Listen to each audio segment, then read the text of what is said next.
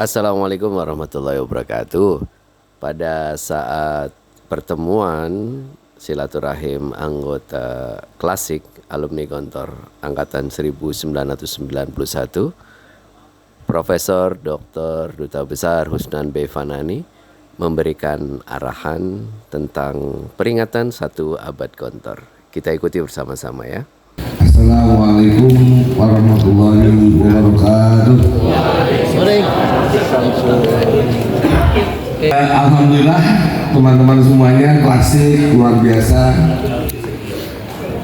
ibu-ibu, adik-adik sekalian, dan sahabat-sahabat saya ini, Masya Allah, saya senang datang ke perkumpulan marhalah atau pertemuan tajamu alumni Gontor di mana saja, kapan saja, maupun marhalah berapa saja.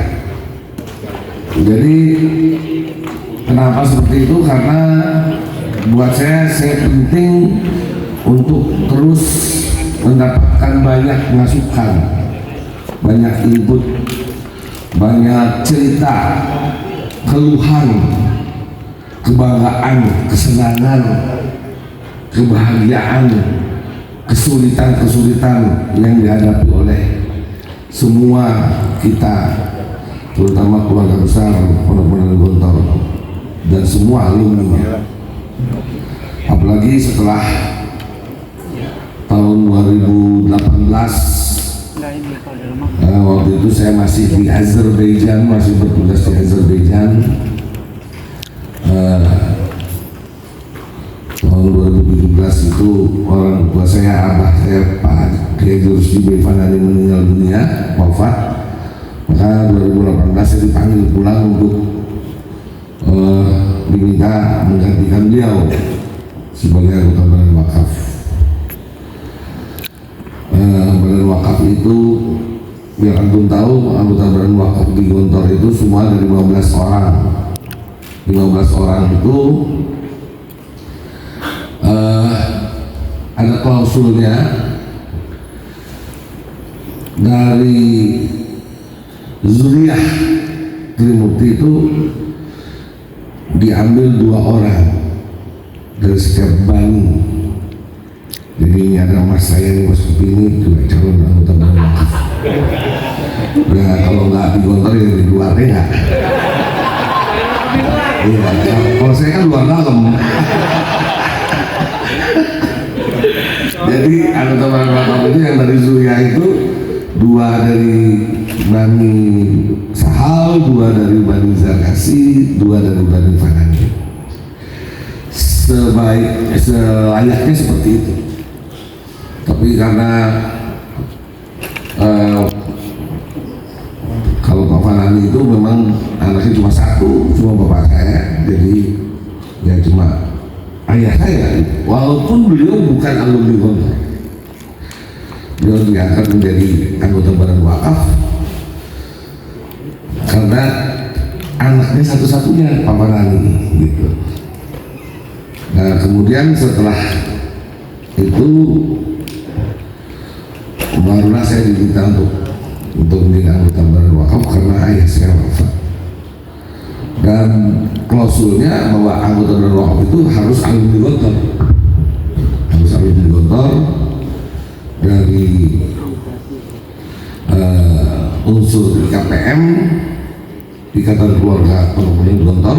Berarti siapa saja kita semua bisa, dan keluarga. Nah dari 15 itu 6 orang dari Zuriyah. Teman-teman semua, sahabat-sahabat semua, Badan Wakaf bertugas sebagai apa ya? Sebetulnya beliau ini yang di Badan Wakaf memberikan banyak masukan, memberikan apa-apa hal yang akan dan bisa diputuskan dari kebijakan-kebijakan pimpinan Pondok Pesantren. Begitu juga pimpinan-pimpinan itu dipilih juga oleh Badan Wakaf, dan pimpinan pondok itu 3 orang trimurti gitu ya, yang sekarang ini Pak Hasan, Pak Kamal, dan Pak Akrim itu kita sebut Pak ya kalau di kantor ya, jarang kita manggil Kiai ya. Pak Hasan, Pak Amal, Pak Akrim itu dipilih oleh Badan Wakaf, dan tentunya ini menjadi mandat yang mandataris Badan Wakaf. Apa-apa saja yang dilakukan oleh 3 orang pimpinan ini, yaitu ada pembagian tugasnya, dan itu dilaporkan ke Badan Wakaf 6 bulan sekali setiap tahun itu. Jadi nanti sebentar lagi ini ada pertengahan tahun kita ya. Nah itu nanti kita Badan Wakaf punya laporan apa-apa saja yang sudah dilakukan di pondok, apa-apa saja yang sudah diputuskan oleh pimpinan pondok, dan semua masalah ketika kita sidang Badan Wakaf itu ditumpahkan. Jadi kita tahu semua. Di Timur Tengah, di negara-negara Timur Tengah, di Eropa, di Amerika, di Afrika ada anak Gontor. Nah, jadi Gontor outstanding, dia keluar, dia harus berdiri di luar, keluar gitu. Keluar maksudnya sudah waktunya 1 abad itu Gontor menyapa dunia benar-benar serius. Selama ini kan kita di dalam aja, kita itu merasa besar di dalam. Jangan lama-lama seperti kata dalam tempurung, merasa besar saja kita di dalam tempurung. Kita nggak mau menyapa dan tidak mau melihat di dunia luar. Oh, Gontor paling hebat udah. Gontor itu bahasa Indonesia oke, bahasa Arabnya oke. Alumni-alumnya menjadi orang begini. Tapi kita tidak mau juga melihat di luar itu orang sedang berkembang. Manusia itu terus berkembang. Jasmani badan berkembang. Akhlak, ruh dan jiwa berkembang. Pola pikir, otak itu berkembang. Cara berkomunikasi berkembang. Kehidupan berkembang. Anak melihara jenggot, awalnya hitam, lama-lama putih. Anak habis itu, belum putih lagi. Yang kita malah nggak ada. Anak kerokan, begitu lagi. Lama-lama baru ingat, oh, manusia berkembang. Saya sudah tambah tua. Oh, ini kodratullah. Maka saya nggak boleh lagi sering-sering ngomong. Udah jangan bahwa saya kelihatan lebih tua. Gontor harus melihat keluar, menyapa di luar, dan juga bisa menjadi bagian yang berjalan dalam konteks. Kita nggak ketinggalan zaman, maksud saya itu. Oh enggak, Gontor nggak ketinggalan zaman. Di Gontor sudah ada IT, ada komputer, ada ini, ada itu. Oh iya, itu alat. Yang kita maksud adalah mental, spiritual, ruhian, jasmanian, wah fikrian. Itu terus berkembang. Nah, bagaimana? Nggak bisa. Gontor itu dia adalah bagian daripada kultur. Kan Pak Yai sudah mengatakan bagian kultur budaya yang tidak boleh betul. Sunat Gontor itu nggak boleh berubah. Kita punya nilai, kita punya kekuatan, kita punya hal-hal yang terkait dengan filosofis kehidupan. Gontor itu kan bukan hanya mengajarkan agama. Gontor bukan hanya menjalankan sebagai madrasah, bukan hanya sebagai sebuah tempat di mana orang menuntut ilmu agama, bukan. Gontor tempat bagaimana manusia dididik bisa hidup secara agama, bisa hidup dalam kehidupan, dan bisa menata kehidupan ke depan. Jadi manusia yang masuk ke Gontor itu bukan hanya manusia yang berilmu, tapi ada manusia yang berilmu, berakhlak, dan dia bisa menjalankan kehidupan dan membangun kehidupan di luar.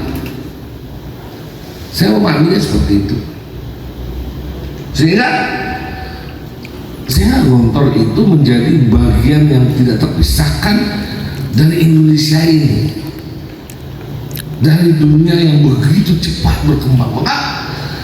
Maka satu abad Gontor, 100 tahun Gontor itu sudah tua Gontor. Kalau kita punya ibu 100 tahun usianya, gimana keadaannya? Jadi satu abad Gontor itu berarti kita sesungguhnya sudah melihat apa yang harus atau bagaimana kita ini sebagai anak-anak cucu Gontor yang katanya ibu kita udah 100 tahun ini. Tadi kan ibu, pas saya masuk itu sairnya ibuku kan gitu. Kita udah menganggap bahwa Gontor itu bagian daripada ibu kita. Kita ini adalah anak-anak Gontor. Kemudian 100 tahun 100 tahun Gontor, kita nggak perlu lagi, nggak boleh lagi bu dan bu masak bu ya, masakan ibu biasanya dulu enak tuh, masak karangasem, masak semur, masak apa. Ibu kita 100 tahun yang sudah tidak boleh lagi, yang sudah tidak lagi harusnya apa ya, yang seharusnya sudah duduk saja melihat cucu-cucu yang maju, berzikir, beribadah,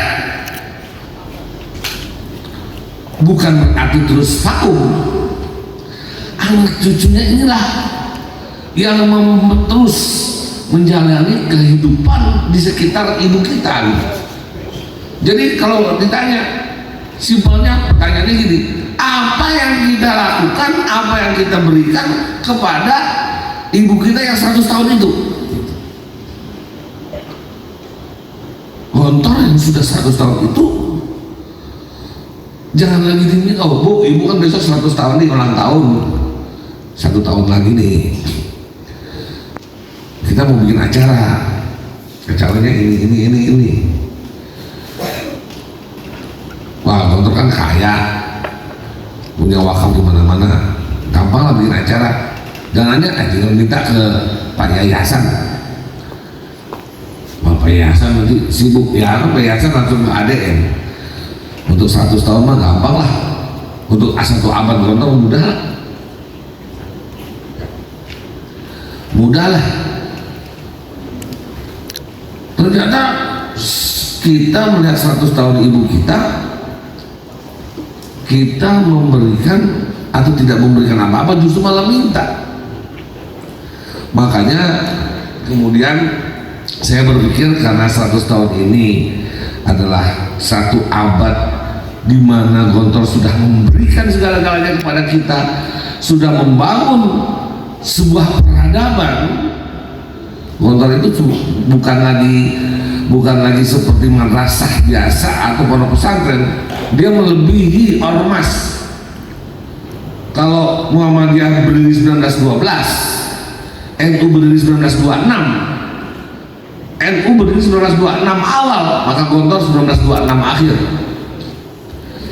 dan diawali oleh seorang kiai bernama Kiai Ahmad Sahal.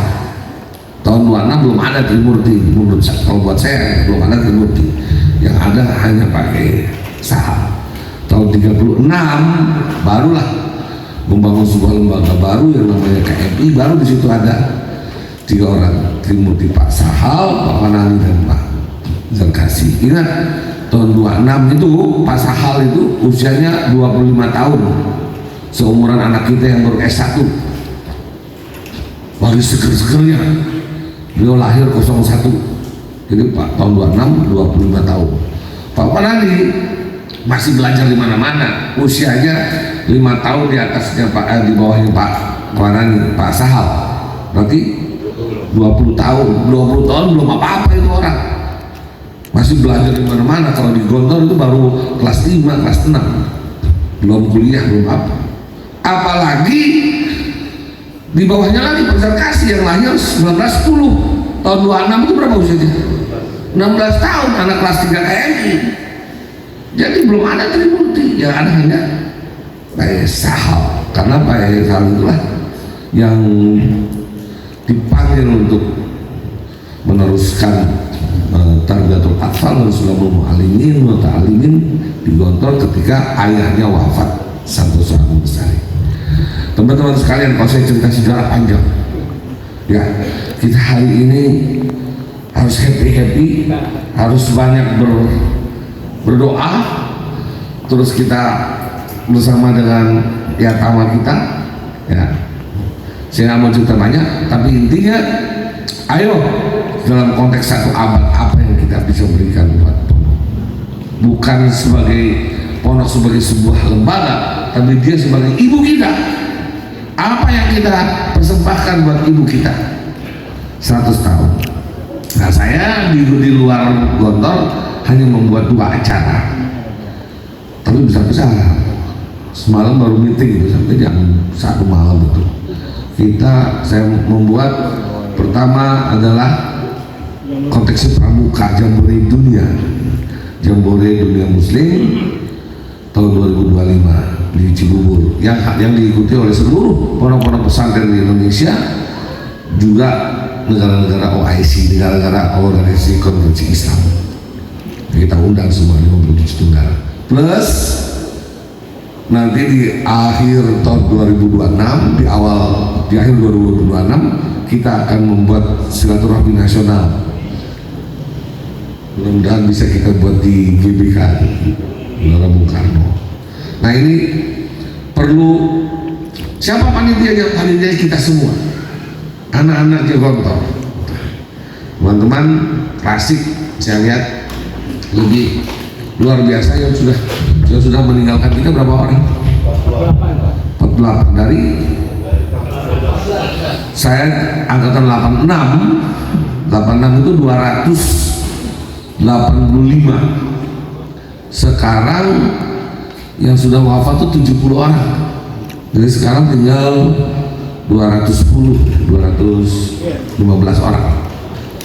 Mudah-mudahan kita semuanya sehat walafiat. Ya, kita doakan pimpinan kita di Gontor menjadi pimpinan yang terus bisa memberikan pencerahannya kepada kita, pada dunia. Ya, pakai Hasan Abdullah Sahal, kayak Amal Fatullah Zarkasi, begitu juga kayak Akrim Maryat. Beliau sehat-sehat selalu. Kita juga semua disehatkan, sehat-sehat selalu kita. Panjangkan umur kita yang bermanfaat. Ya, apalagi kalau bukan kita untuk memberikan manfaat kehidupan. Ya, sebentar lagi kita nggak tahu usia kita. Ada yang masih muda udah diangkut, ada yang ya bermacam-macam lah. Ya, mudah-mudahan kita juga menjadi orang-orang yang husnul khotimah. Ya. Oke bos, saya rasa itu dulu sementara. Nanti kalau ada mau dialog, tanya jawab, apapun, saya masih di sini. Terima kasih, mohon maaf. Sekali lagi saya senang bersama dengan teman-teman semuanya, sahabat di sini. Mudah-mudahan berkah. Dan saya akhiri dengan wassalamualaikum warahmatullahi wabarakatuh.